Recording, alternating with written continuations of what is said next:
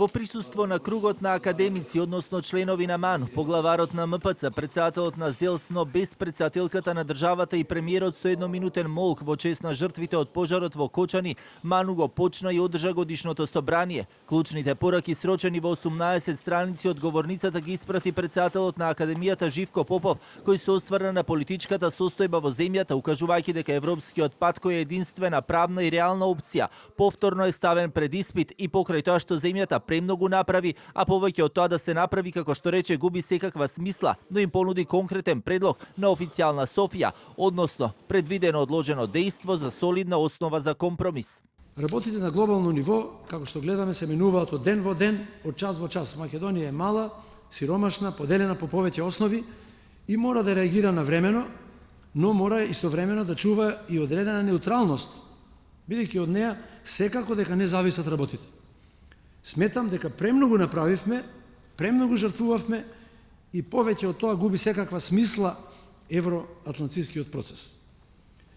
Во однос на спорот со нашите соседи, со кои со векови живееме едни до други, со или без граници меѓу нас, имаме одличен предлог со предвидено одложено дејство, што представува солидна основа за компромис. Попов не пропушти прилика да забележи на долгогодишната, како што рече, политизација на институциите, особено во сферата на судството, и порача партиите да ги тргнат рацете од таму. Го охрабри Уставниот суд да донесе уставна и темелна одлука и во врска со прашањата кои произлегуваат од Охридскиот рамковен договор, кои после толку години отвараат низа полемики во јавноста за тоа дали има или не евентуална злоупотреба на законот за јазиците и примената на балансерот. Децениското невладење на правото и коруптивноста на системот доведоа до девастирана држава со нефункционални институции.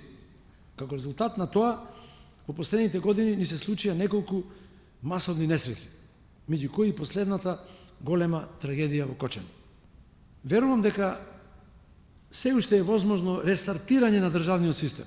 Меѓу темите на кои стави акцент во своето обраќање првиот човек на МАНУ беше и здравството, предлагајќи изработка на конкретен план за борбата против малигните заболувања и унапредувањето на најсовремените технологии во медицината за онколошките пациенти. Не пропушти прилика да и се заблагодари на владата за соработката и помошта, но и да ја потсети дека ниските неусогласени плати кои претходно ги има треба да останат во минатото.